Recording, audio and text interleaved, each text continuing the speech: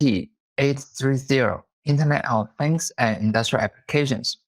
In the last unit, we talked about the potentials of, and in this unit, we'll look into business and architecture perspective.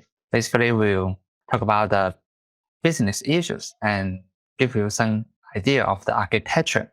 So we'll cover topics in this unit. We'll talk about value chain, especially the information-driven global value chain, which is being revolutionized by IoT. And then we'll talk about some business model innovation in IoT. Basically, we'll cover model is how business use to make money. Basically, for example, if they sell your product, then the business model is to get money from you from the product. But with IoT, so the business model can be more innovative. So the three topics will focus on the business issue aspect of the IoT, and three topics, the architecture and the standards, we'll talk about a little bit on the technical aspect of IoT. Then many of you may not have information or computer related background. So for the last three topics, we'll cover some basic items everyone understand, but for the details to that, so don't worry. So for the lectures, we'll highlight the key information, understanding of these topics, and obtain more examples and explanation. You can go to the textbook chapter 3 and chapter 4. Okay, what is a value chain? Basically, it describes a full range of activity. So it is an activity that firms want to bring a product from its to end use and beyond. Basically, it is the activities that how the products come to the customer. So it will include design, production, marketing, distribution, and support to the consumer. Basically, it also covers the life cycle of the product. So the product here, well, cyber products, right? So a simplified value chain is illustrated like this. So there are only 5 separate activities: production of manufacturing, packaging, and distribution. Yeah, so there is some fluctuation work. So let me turn off my cell phone Wi-Fi. Hopefully it will be better.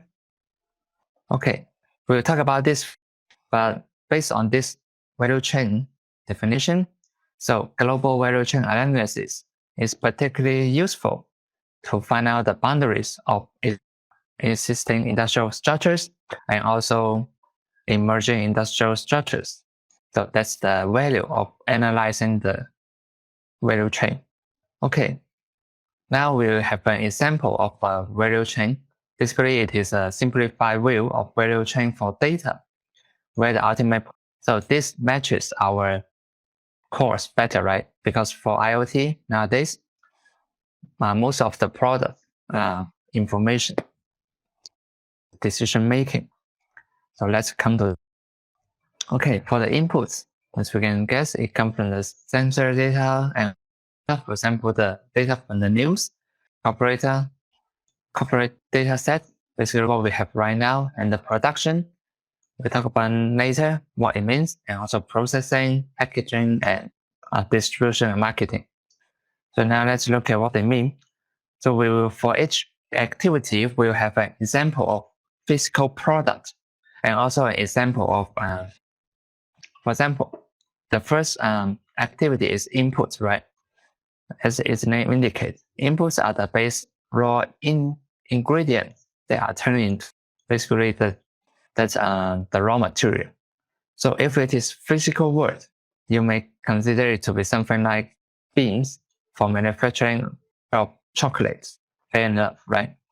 For IoT, it can be a piece of raw data that will be ultimately turned into information.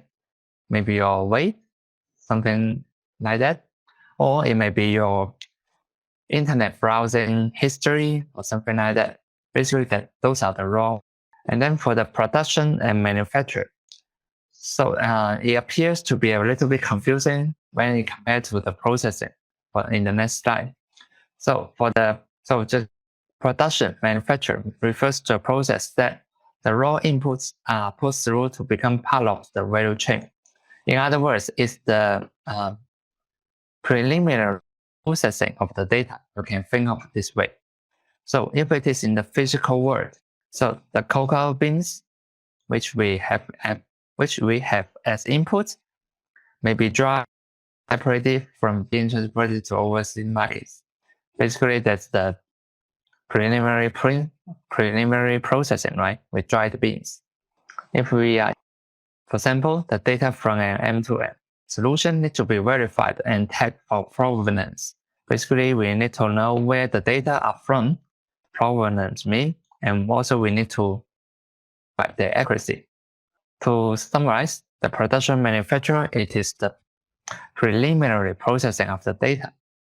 Basically, we want to make the data ready for the, because many times when the data are collected, they are in the raw format, and there may be some defects. For example, want to monitor the temperature, supposedly 24 hours per day, but due to some issues, maybe we may lose some time of the data. In that, with this issue during this production manufacture stage. And then we'll come to the processing, the third activity. It refers to the process whereby a product. So in this case, we basically will make use of the data to get what we want. We may do some analysis. We may also put it into an information component, something that is ready to be combined with other data sets to make it useful for corporate decision making. Ultimate purpose is decision making. For example, if you are doing business, you want to invest something in a, then you may want to collect data of the demography of the area. You may want to collect data of the weather, the climate history, assuming you are the selling of the clothes, right? So basically, the demography data, the climate data, they are information. So that's what we're trying to attain during the processing stage. Basically, we have some data sets in this case, in our head.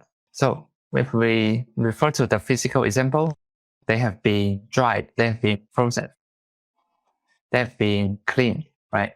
And now they are made into cocoa powder, which is already ready for use in chocolate bars. It's already kind of a product. But most of the time, we also need to the packaging process whereby a product can be branded as will be recognizable to the end consumers. Okay, so for the cocoa powder, if we make it into a chocolate bar and we put a brand on it, then it is recognizable to people, right? And also for the data, we may combine the information components, different information components, and then put it into a recognizable product to the end user. Then need to use information, some kind of visualization, or it can be an Excel spreadsheet. When we talk about visualization, you may think about PPT, right? Basically, it is a higher level product. In the processing stage, we may attain some data sets. But those data sets are valuable, not be used, may not be recognizable to the user. But if we further if we package the information components into something that is more useful to the users, instead of spreadsheet. So that's what we do during the packaging stage. And the last stage is distribution. Basically, it refers to the channels to market for products. So if it is a chocolate bar in the physical world, it will be sold at supermarket kiosks or even online. We produce an information product that can be used to create new knowledge within a corporate environment. So the new product may include more detailed scaling of maintenance based on new information something like that. So basically, it can also be a database. If we have separate data sets, we put them together, it can also be a database. So those are the 5 steps, 5 activities, typical global value chain. So as during this description, as you may have noticed, we'll create something called information where the data from the sensors publicly are available. So basically, nowadays, many companies will hide their data, right? But if IoT is becoming more popular, data will be publicly available, and other data can be exchanged by a broad range of actors. So basically, because in the IoT era, so data will be valuable. So if it is valuable, then it can be exchanged. Yes, the open APIs are really important. So basically, open APIs allows for the knowledge combined with different technicals to be embedded, for many different economic entities to combine and share the data as long as they have well-defined interface and describe how the data is formatted. That's the purpose. Just to put it simple. So imagine that in your mobile phone. So one is something like Yelp, which helps you to restaurant, right? One maybe is the map. Basically, every mobile phone has a map app. So basically, there are 2 apps, but by using the API, they can share information, which can be very helpful. For example, if you want to find a restaurant, it can connect to in the map app so that you can locate the nearby restaurant. So you don't need to even type in your location. Basically, restaurant app know your from the map app.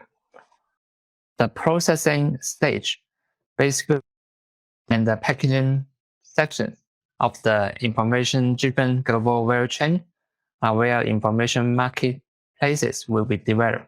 Marketplace means the data can be shared and can be exchanged. As we discussed just now, so processing will have the result will be some data sets with appropriate data tagging and traceability. So it is raw. It is after the basic processing. And for the packaging, it's more developed, more matured to exchange information.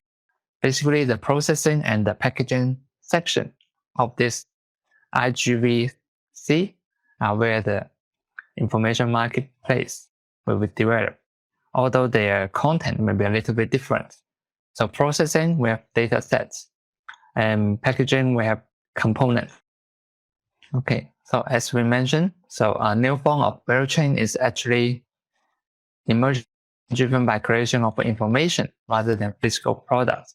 Actually, nowadays many businesses, they don't have physical. So this is because of 2 forces. The first one is the mobile broadband platform. Basically refers to your mobile phone and also portable like iPad, those things. And also they are connected to the internet, right? The next driving force is the low-cost access to computational capability. So for these mobile devices, they have computational capability themselves, right? And also because they're connected to the internet, they can reach the cloud computing technique. We'll talk about cloud computing in the next chapter. Basically, so these are the 2 driving forces of the IGVC.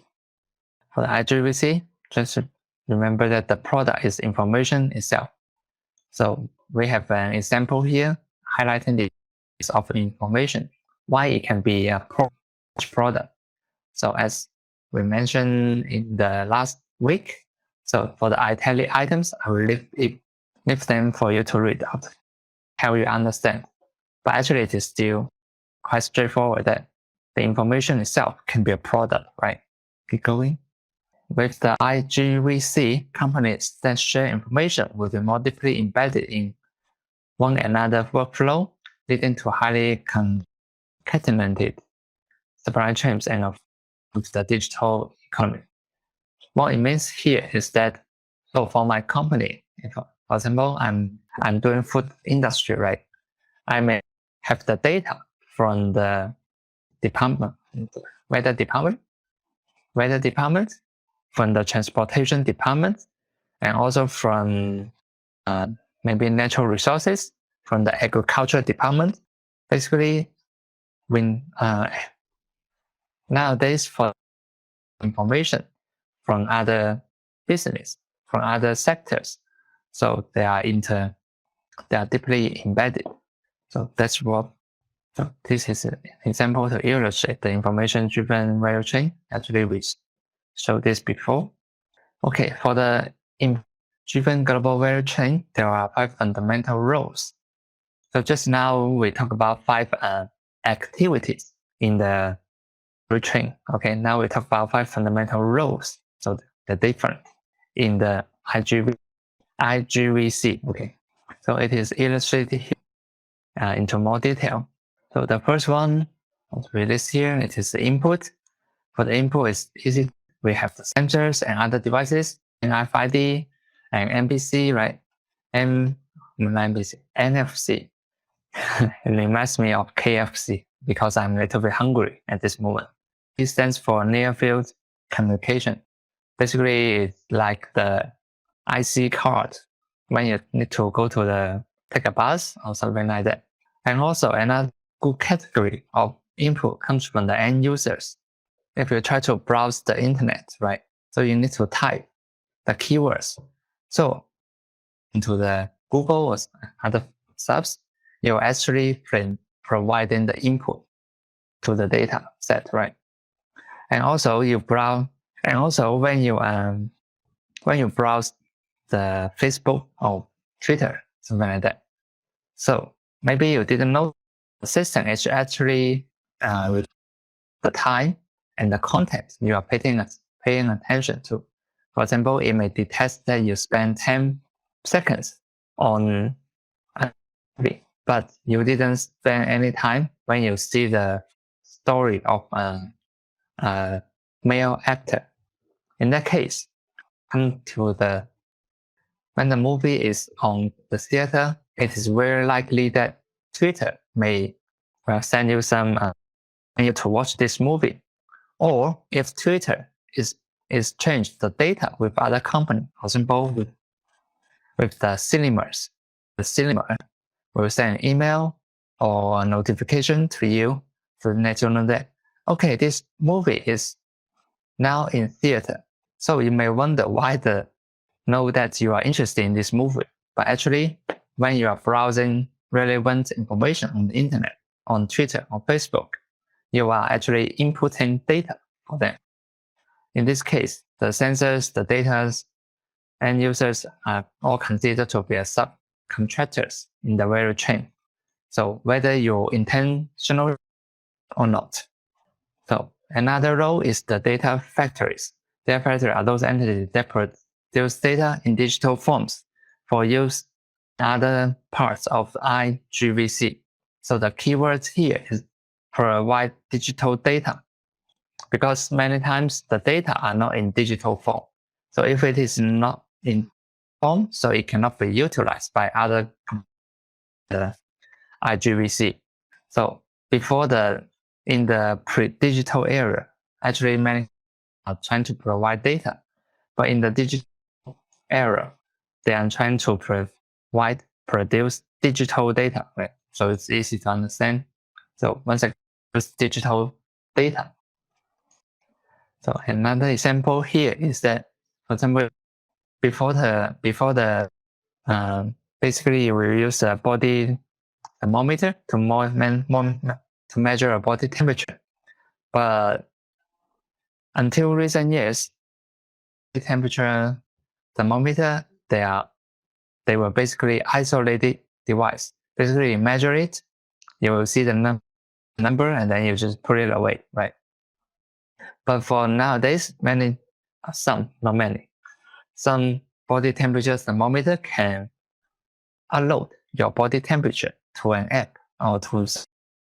Basically, it's kind of way, it is kind of the data factories to create digital forms of data, because now your body temperature is available in digital format.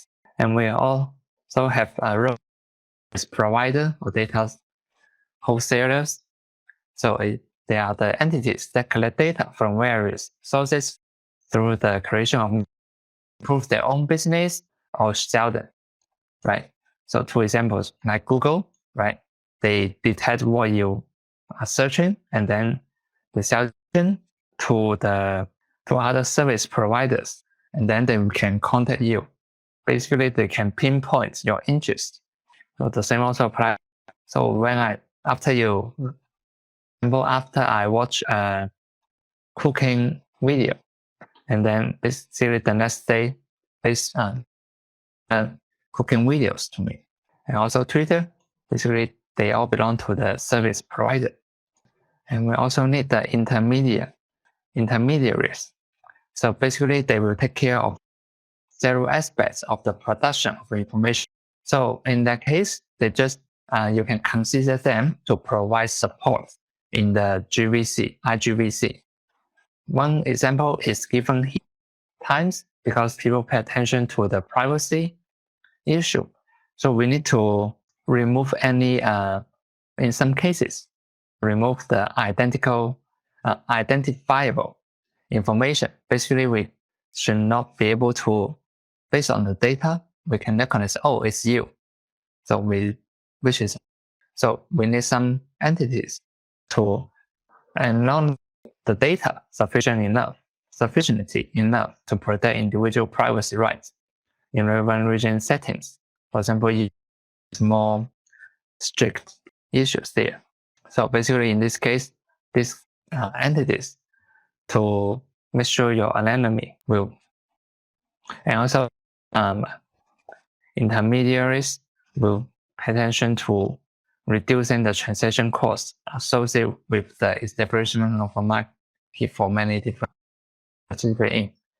So to put it simple, intermediaries try to solve some aspects in the IGVC so that it is more efficient, it is safer, and it is less expensive.